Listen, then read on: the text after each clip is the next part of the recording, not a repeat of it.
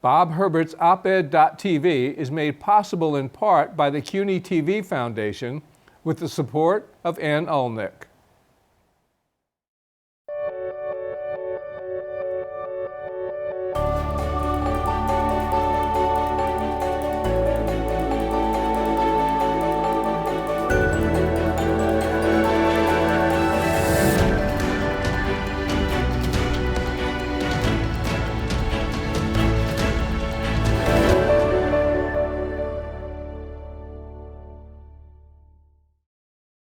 Hi, I'm Bob Herbert. Welcome to op-ed.tv.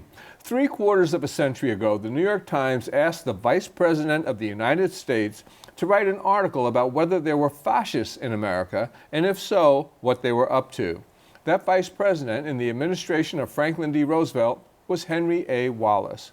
My guest is the grandson of that Vice President. He's Henry Scott Wallace, a lawyer, co-chairman of the Wallace Global Fund, which was founded by his grandfather, and a longtime champion of democracy, both here and abroad. Scott, welcome. Thank you so much for coming in. Good to be with you. I appreciate it. For those who don't know, give us a sense, briefly, of the kind of man your grandfather was and the kind of issues he cared about. Well, he started off as Secretary of Agriculture for 8 years in the first 2 terms of FDR. And in that sense, he was a champion of the common man, because like 70% of America was working in agrarian trades then. And in that way, he became an extremely popular political figure in America. And so when the 3rd term came along, Roosevelt asked him to be his vice president. As vice president, his themes were the New Deal, the working for the common man, as he referred to them, against the moneyed elites, which then led into this New York Times op-ed you mentioned.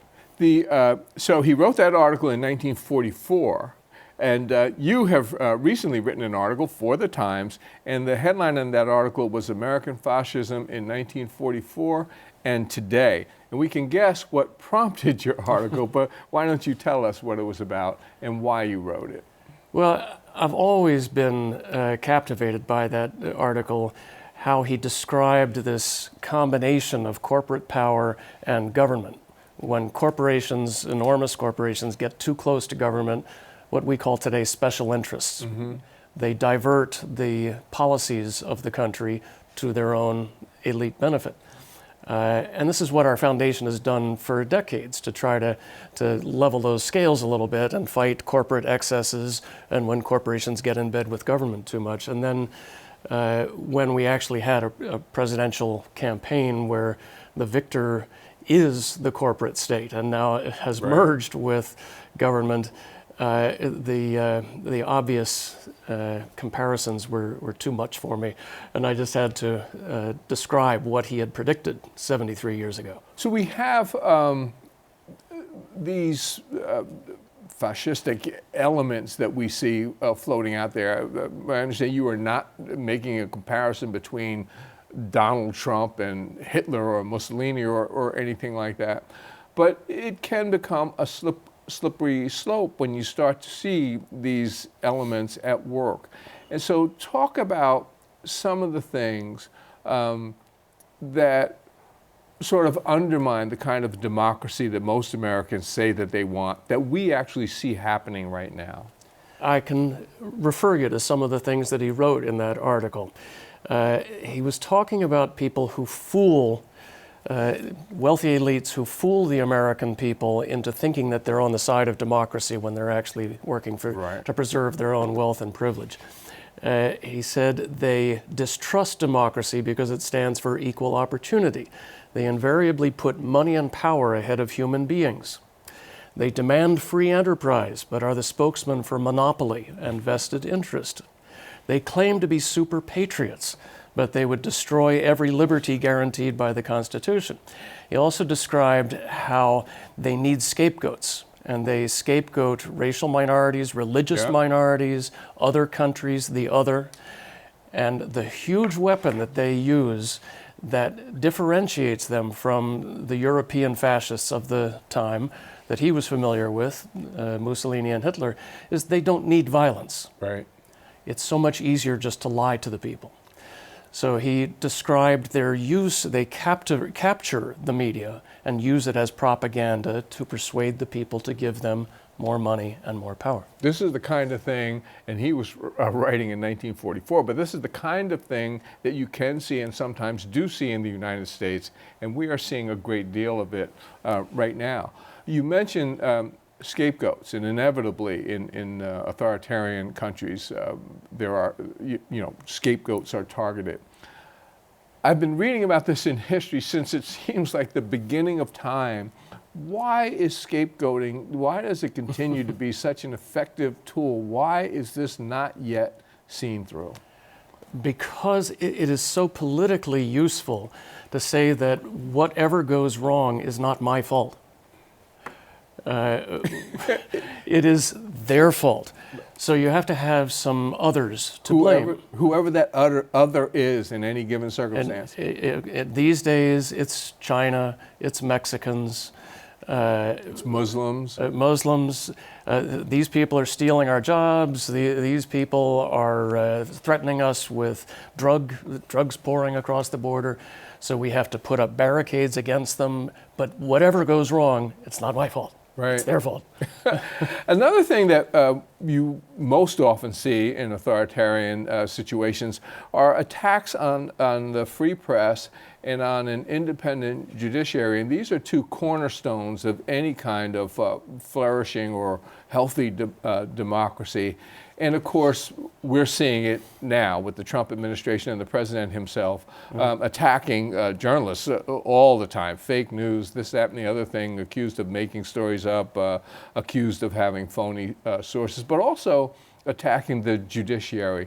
Explain why this is so potentially dangerous. Well, I mean, we have four basic pillars of American democracy: the three branches of government and the fourth estate.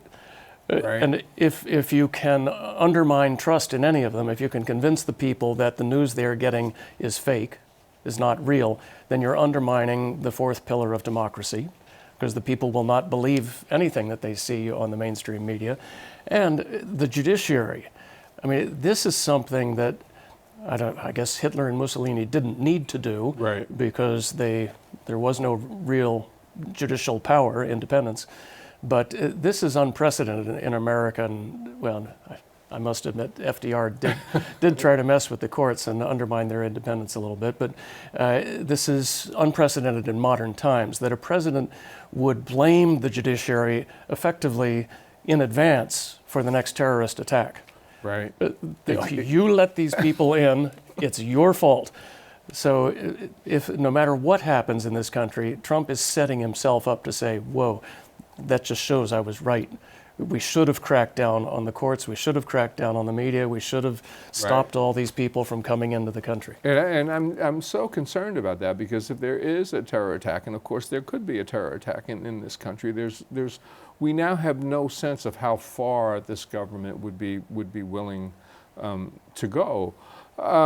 But Trump is not just autocratic, he's not just egomaniacal, although he is both of those things, but he seems not to grasp the fundamentals of policy and government, which is extremely concerning. Mm-hmm. Do you have a sense, is this just ignorance? Does he just not know, just not understand? Or are you concerned that there is that he's not well, that there's something wrong there? You present two options. The third one you don't even mention, that he actually knows what he's doing and is strategically planning something important. I used to hear discussions about that on television, and I've just given up on that because so many of the things seem to be self-destructive. What he knows is what he knows. And what worked is the tweeting and the seat of the pants, going with his gut. And that's what he's determined to keep doing, because it got him elected. Right. I don't think there's any strategy behind it. I think there's a vast amount of hubris and unmerited self-confidence. And recklessness and a complete ignorance of our constitutional system and the checks and balances. I worry that when he gets smacked down by the Supreme Court on his travel ban, we may be in for a constitutional crisis where he just says, as I think John Quincy Adams said when they ruled against him on the Alien and Sedition Act, you've got your court order, now let's see you enforce it. Let's see you enforce it, right. I mean, he's got all the military and the people with guns. He may just defy the authority of the Supreme Court. When we think about foreign policy issues, this is related to that. You watched as he went on his European tour. He's taken these steps that have undermined the North Atlantic Alliance, that has kept the peace for the most part since World War II, crucially important, pulled out of the Paris Climate Accords. What's been your personal reaction to sort of the foreign policy missteps and foul-ups and sort of the direction we're going in? Well, this is something that goes back to my grandfather's time. I mean, during World War II, he and Eleanor Roosevelt and Franklin Roosevelt were looking forward to the time when we might have a United Nations, a multilateral body of nations that could identify hotspots, troubles in the world, and come together to solve them. He was one of the leading champions of multilateralism in solving foreign crises. I think he would be aghast at the notion that we are now running away from our strongest allies and embracing some of the most horrendous strongmen and authoritarians in the world. I mean, to commend Duterte in the Philippines, who is a confessed murderer. And where there are thousands of extrajudicial killings going on in the Philippines. And the president of Turkey comes over here, and his thugs rough up peaceful protesters in front of... outside the White House. Secret Service are watching, and they don't intervene. And Putin. I mean, these are our role models now. These are the people we embrace while turning aside from our great ally England and Germany and the European powers who have stood with us through our darkest hour. Speaking of those darkest hours, in 1942, in the really dark days of World War II, your grandfather gave what became a very famous speech. Talk about this speech a little bit. Well, in 1942, the publisher of Time and Life magazine was named Henry Luce, and he was a real right-wing fellow, and he wrote an editorial in Life saying that the century that comes after the war must be the American century. America astride the world, sharing its values and projecting its military strength. And my grandfather was so offended by this that he gave a speech called The Price of Free World Victory, where he described what we needed after the war. And the bottom line was, he said, instead of an American century, we need the century after the war to be the century of the common man. And not just in America, but all over the world. A revolution of policies and empowerment for ordinary working people everywhere. And he said, we in America are no more a master race than the Nazis. Amazing to be saying that in 1942. In the middle of a war against the Nazis, to be saying, if we do this, that the right wing is clamoring for, we are no better than those monsters that we are fighting over there. That was a huge smackdown. And that speech, I think it became the most popular speech, certainly up to that time in the 20th century. It was published in book form, it was a bestseller, it was put out in video form, it was, for whatever videos they had, was a bestseller.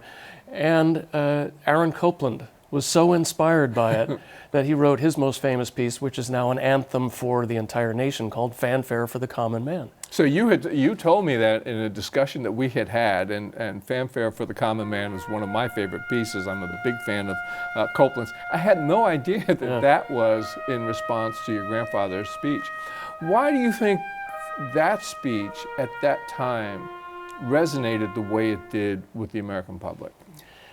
I think because we were going through a time kind of like now, where the public was becoming disenchanted at the two big parties and whether there was actually any representation for them in government.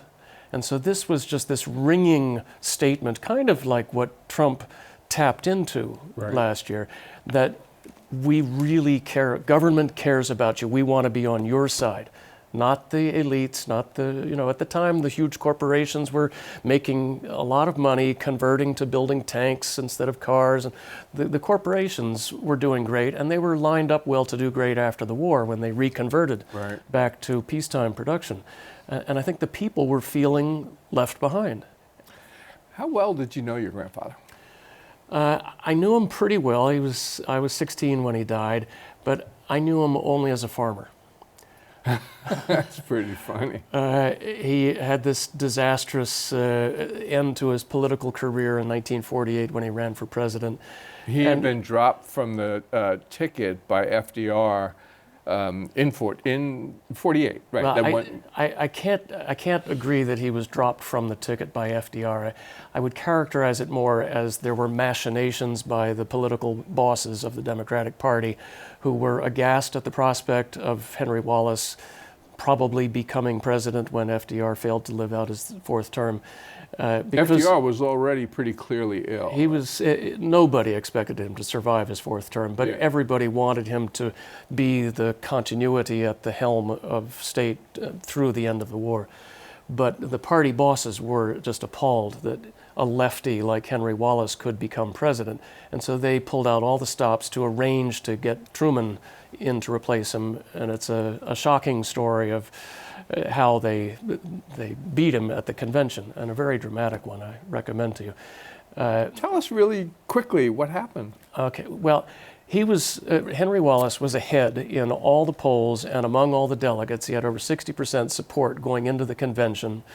Everybody was screaming for him. FDR hardly know who Truman was. He had no reason to like him because Truman's investigating committee had been trashing FDR's war effort for corruption. And so FDR had no fondness for Truman. He was a little squishy on Wallace or maybe somebody else, telling the party bosses, you tell me, I don't know. But he wrote a nice letter for Henry Wallace saying, if I were a delegate, I'd support Henry Wallace. Then he wrote another letter that he gave to the party bosses saying, yeah, I'm okay with Jimmy Burns or with William O. Douglas, who went on to become Supreme Court Justice. And the party bosses played all these games at the convention. As they're about to have the first ballot, in which Henry Wallace was well ahead, they see that the tide is going for Wallace. The mayor of Chicago, Ed Kelly, Chicago plays such a role in so many of these situations. He's one of these three party bosses, and he says, uh-oh, this is not going well. He throws open the doors to the convention hall. Tens of thousands of people outside flood in. His co-conspirator up there, the head of the DNC, is whispering into the ear of the convention chair, Senator Samuel Jackson, saying, hey, fire code violation. Oh my God. And Jackson is raising his gavel, and my grandfather's campaign chair, Senator Claude Pepper of Florida, is running up to the podium. He's got his foot on the first step saying, stop, wait, I need to be recognized so I can nominate Henry Wallace. And Jackson brings the gavel down, adjourned for the night. Oh my goodness. So they have the vote the next day. And the vote was the next day. Wallace was ahead on the first ballot.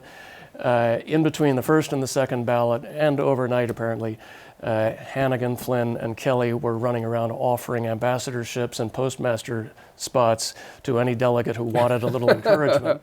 And by the second ballot, it just all flipped over. And that was it. So Truman became the nominee, and of course very soon went on to become president.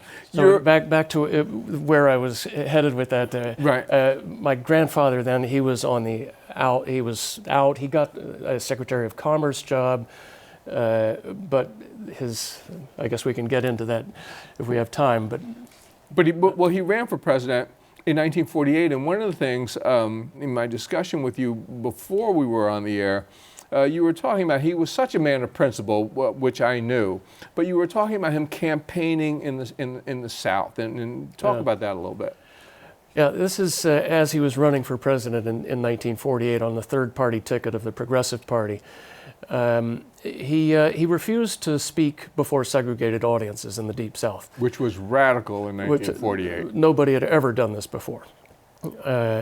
And his party platform was an end to Jim Crow, an end to the poll tax, an end to segregation in schools.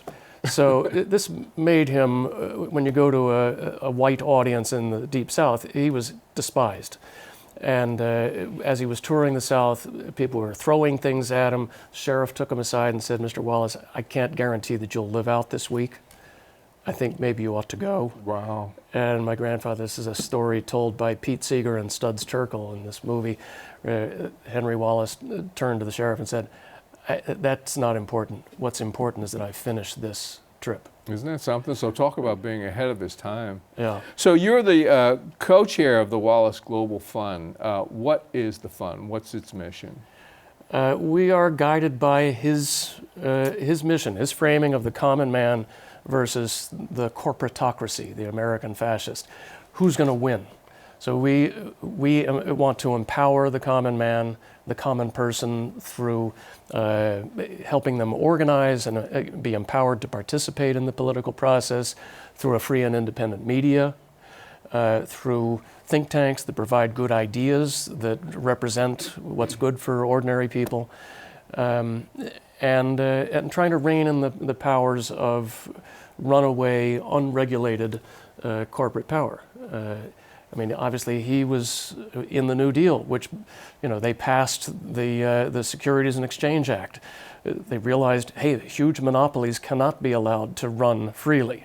They will trample ordinary people. There must be regulation.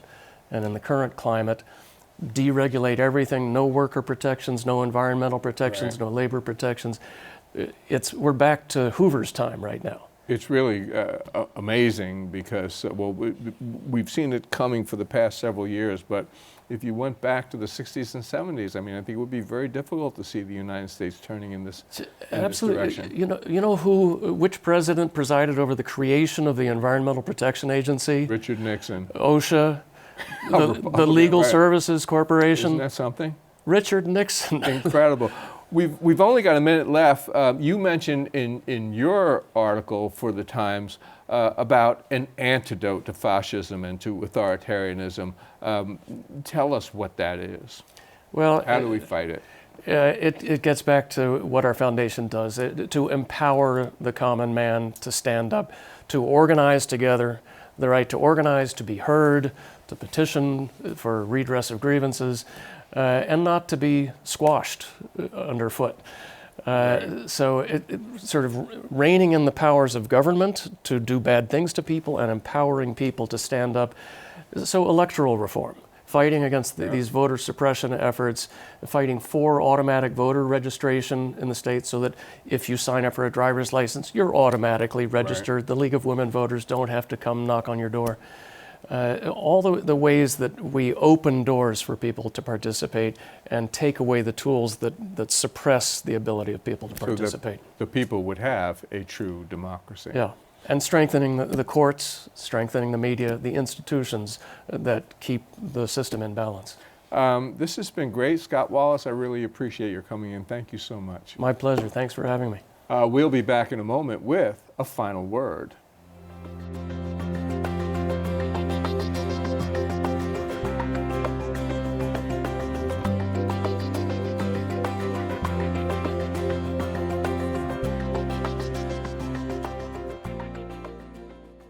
Stereotypes are always dangerous.